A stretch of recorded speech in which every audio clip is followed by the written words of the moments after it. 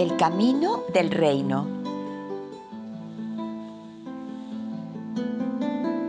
Dewberry, Florida, miércoles 13 de octubre del 2021. Las lecturas de hoy están tomadas de la carta a los Romanos capítulo 2, versículos del 1 al 11. El Salmo 62, entre paréntesis 6.1, versículos del 2 al 3, del 6 al 7 y el 9.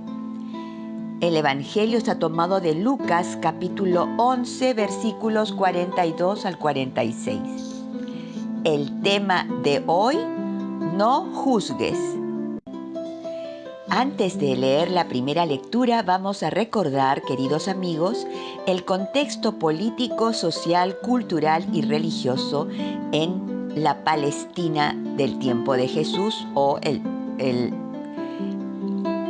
tiempo de Israel en la época de Jesús, que se le conocía como Palestina. La sociedad en tiempos de Jesús del siglo I estaba llena de jerarquías y divisiones sociales. Libres y esclavos, circuncisos e incircuncisos, judíos y samaritanos, grecoparlantes y no grecoparlantes, ricos y pobres, diferentes sectas o escuelas judaicas. Todo esto es fundamental para comprender el mensaje de Jesús y el porqué de sus reacciones. La misma religión judía establecía estas jerarquías en muchos casos y propiciaba divisiones enormes que chocaron a Jesús. El griego era la lengua culta y del comercio.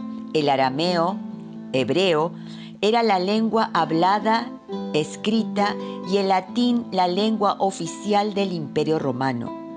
Por eso la inscripción de la cruz de Jesús estaba en estas tres lenguas.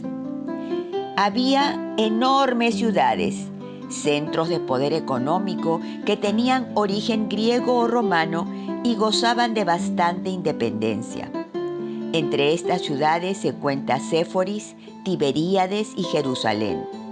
Estas ciudades estaban controladas por mercaderes y gente poderosa que en muchas ocasiones no eran judíos. En el campo agrícola, la situación era distinta. La mayoría de la población era judía y existía pobreza debido al mal reparto de la propiedad. La situación era difícil. Culturalmente, Palestina se vio enormemente influenciada por el mundo griego, ya que tras la conquista por Alejandro Magno en el 332 a.C., muchas de sus ciudades fueron gobernadas por sus descendientes primero y por los romanos después. Palestina fue una región en la que confluyeron gran cantidad de pueblos y tribus y dejaron su huella cultural. Recordemos que en un principio, hacía 1500 años antes de Cristo, allí habitaban los cananeos, una tribu sedentaria, y llegaron tribus hebreas, los semitas, de la rama aramea, que eran nómadas y luego se convirtieron en sedentarios. Algunas de estas tribus fueron las que fueron conducidas por Moisés. Se formaron las 12 tribus de Israel, que quedarían unidas en el reino de Israel y Judá bajo David en el año 1006 a.C. Después, estas se separarían y habría dos ramas de reyes, una de Israel, reino del norte, y otra de Judá, reino del sur. Los filisteos, los arameos de Damasco y los egipcios eran los principales enemigos de los arameos de Palestina. Bajo Joram, en el año 852 a.C., se unifican de nuevo los reinos. En el 586 a.C. ya se habla de judíos, indiferentemente de su procedencia, Israel del norte o Judá del sur. Y en este año, siendo rey de Babilonia Nabucodonosor II, Palestina es conquistada y comienza la diáspora, la dispersión del pueblo judío. Después, en el año 539 a.C., pasaría al dominio persa bajo Ciro II. Más tarde pasaría a ser una conquista griega y después una conquista romana. Así pues, Israel es un territorio con enormes influencias. La religión. El judaísmo era la principal religión de la zona. Era una religión heterogénea, con muchas sectas dentro de sí que diferían en diferentes aspectos teológicos. Los judíos creían ser el pueblo elegido por Dios, que ellos eran la base y que el Mesías llegaría con espada en mano para liberar al pueblo de Israel. Creían en un único Dios que inspiró la ley de los 5 primeros libros de la Biblia, su Torá, y es creador de todo lo conocido. Y todo se basa en la obediencia. Dios había pactado con ellos una alianza y debían cumplir su ley. Jesús rompería todas estas bases de su propia religión. Ahora sí, leamos Romanos 2, 1 al 11. Tú que te eriges en juez, sea quien seas, no tienes excusa, pues al juzgar a otro, a ti mismo te condenas, porque haces las mismas cosas tú que juzgas. Sabemos que el juicio de Dios contra los que hacen estas cosas es según verdad. ¿Piensas acaso tú que juzgas a los que hacen estas cosas, pero actúas del mismo modo, que vas a escapar del juicio divino? ¿O es que desprecias el tesoro de su bondad, tolerancia y paciencia al no reconocer que la bondad de Dios te lleva a la conversión? Con tu corazón duro e impenitente te estás acumulando cólera para el día de la ira, en que se revelará el justo juicio de Dios, el cual pagará a cada uno según sus obras. Vida eterna a quienes perseverando en el bien buscan gloria, honor e incorrupción.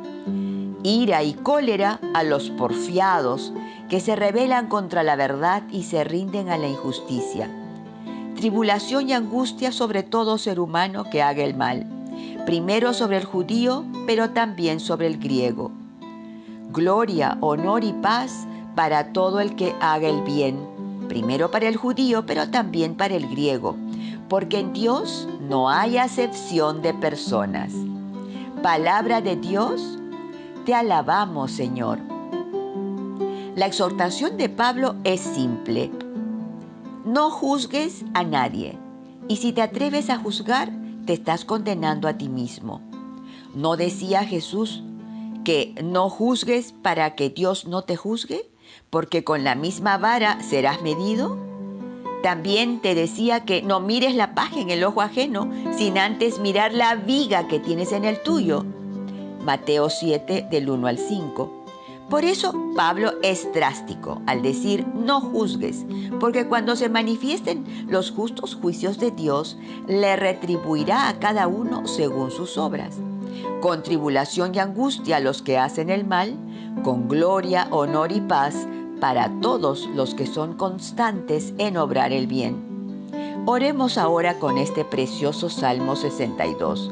El responsorial es: el Señor paga a cada uno según sus obras. Solo en Dios descansa mi alma, porque de Él viene mi salvación.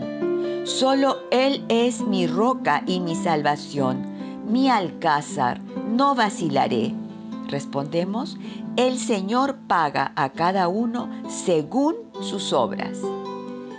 Descansa solo en Dios, alma mía, porque Él es mi esperanza, solo Él es mi roca y mi salvación, mi alcázar, no vacilaré. Respondemos: el Señor paga a cada uno según sus obras. Pueblo suyo, confiad en Él, desahogad ante Él vuestro corazón. Dios es nuestro refugio. Respondemos: el Señor paga a cada uno según sus obras. Oremos. Padre Celestial, en el verso 9 de este Salmo 62, nos dices que podemos desahogar nuestro corazón en ti.